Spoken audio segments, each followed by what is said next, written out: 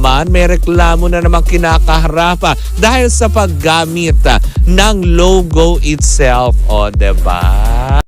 But before that, if you haven't subscribed yet to my YouTube channel, please don't forget to like, share, and subscribe at hit mo na rin ang notification bell for more showbiz updates. And please don't forget to hit the all para ikaw ang unang-unang makakapanood sa lahat ng ating mga updates. Bago tayo magsimula sa ating updates for today's video, ay nais ko po muna magpasalamat sa lahat po ng mga legit viewers, subscribers, and legit lover cards na lagi pong nag-aabang at umaantabay sa lahat ng ating mga updates. Maraming salamat po.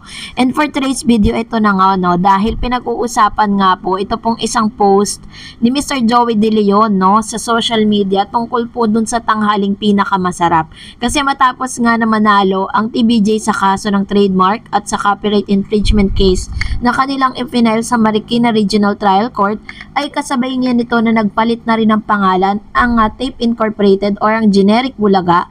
Mula sa Eat Bulaga ay pinalitan nila ito ng tahanang pinakamasaya. So dahil po dito, kinabukasan ay nag-post nga itong si Sir Joey De Leon ng kanya pong opinion, no, sa kanyang Instagram na may hawak po siyang napakalaking lobster. So ito po ay talaga naman nag-trending at pinag-usapan online. Joey De Leon recently shared a new photo of himself on his Instagram feed. The said post captured the netizen attention because of the caption he wrote to it. And now, para sa nasa kaliwa, ako ang kanyang tanghali ang pinakamasarap. Ngek, sabi niya, Itbulaga na. Yun. So, alam naman natin, kilala naman natin si Sir Joey De Leon na talagang mahilig siyang gumawa ng mga or mag-post sa mga ganyan, 'di ba? Kasi yun yung kanyang way of expression ng kanyang sarili eh. Pero ito nga po ay minasama ng kabilang kampo dahil parang ewan ko napipikon ata sila dun sa post na yun. But anyways, 'di ba? Kung tutuusin, kung titignan natin yung tanghali ang pinakamasarap, parang mas okay pa to dun sa tahanang pinakamasaya eh, 'di ba? Mas may dating, mas makaka-captured kay dahil ito'y may relasyon dun sa katanghalian. So, ito naman, isa naman sa mga kinaiinisan natin ngayon, itong isa sa mga pro-tape, no, si Procnoy, na palagian na nag-post kung ano-anong ipinopost niya, ipiniplex niya yung mga unang-una, hindi raw wala daw ang mga advertisers na nag-pull out. At meron ngang dumating itong si Aling Puring ng Pure Gold. Pero tapos pinlex din po niya na meron silang panibagong advertisers, which is yung Bingo Plus. So siguro ito si Proc may baguhan kasi hindi niya alam yung history. Para lang sa kaalaman ng ilang sa mga legit lover cards natin, hindi tayo nai-entice dun sa mga post niya kasi lahat yan ay advertisers po yan ng Eat Bulaga. At the same time, kaya lang naman po sila nagka-advertise or kaya lang naman sila meron yan dahil may mga recent or may mga naiwan, no, na mga kontrata po yan dahil hindi naman po nila akalain na alalayasan ng original TVJ, original host ang Tape Incorporated noon. Kaya meron po sila mga existing na contract. But it doesn't mean na ganun talaga kailangan po nila ipagpatuloy dahil business po nila yan, diba?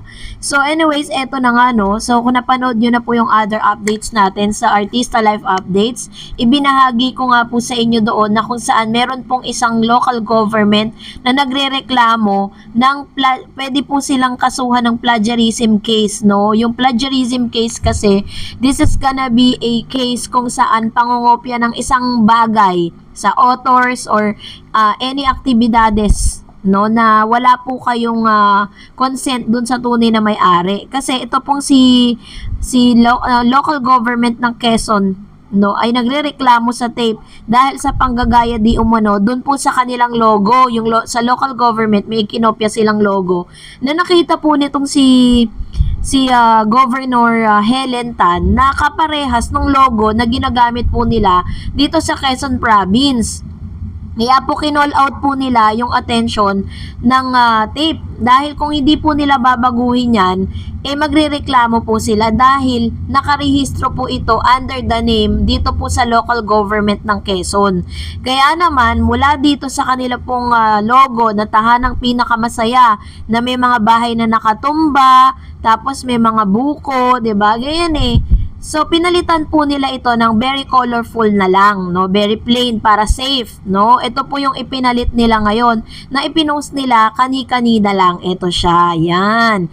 So, yan na. Sinigurado na talaga nila na wala nang wala na siyang katulad. Pero, kung titingnan natin, very plain, very, hindi siya masyadong pinag-isipan, hindi pinagplanuhan, 'di ba? At kasi 'di ba sa katulad po sa Eat Bulaga, naglabas sila ng panibagong logo. Meron po kasing ibig sabihin nun eh kung bakit po nilalabas nila yung mga ganon. Katulad po ng ginawa ni Sir Joey De Leon na logo, 'di ba? Yung parang may tang, 'di ba?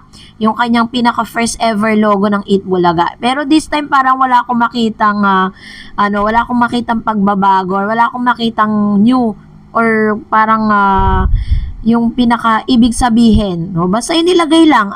Ang importante, nagbago sila para hindi sila makasuhan ni Governor Helen Tan.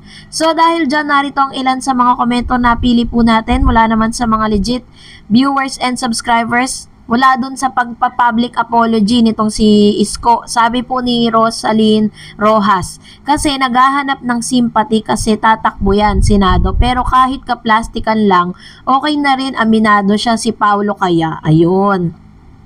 So, hindi ba doon po sa palabas nila, doon sa tahanang pinasara, ay nabanggit po nitong si Isko yung Eat Bulaga, which is dati po 'di ba kapag sabi po ni attorney noon kung sino daw po ang magbanggit, gumamit, ay kakasuhan nila. Tapos ngayon sorry lang ang katapat noon. So kailangan nilang sanayin yung mga sarili nila na wag nilang babanggitin. Sabi pa nila noon na hindi na nila pag-uusapan ni babanggitin man lang ang TVJ sa programa nila. So ganun katindi, 'di ba? So but anyways, hindi ko alam kung ano po magiging sanction kung sakaling mangyayari ulit yon. Sabi ni Ernesto Marcelo, ang hosting style ng mga legit ay swabe, hindi nanggagalaite, hindi nagagalit, mga ugat sa leeg sa kakasigaw. Oo nga, no? Tingnan nyo po, mapansin nyo po ninyo yan, kasi dun sa kabila, sa sobrang dami na nila, parang palengke na. Sabi naman po ng Miss Inay Marcelo, style lang ni Isko yan, maniwala naman kayo. Naguhugas kamay lang yan. I like Isko, but noong nasa tape na siya, nawalan na ako ng gana. Actually, ako gusto ko din po siya kasi maganda yung naging takbo ng Manila nung siya po ay mayor. Kaso nga lang, meron siyang isang desisyon na hindi nagustuhan ng mga Manileño dun sa ginawa niya.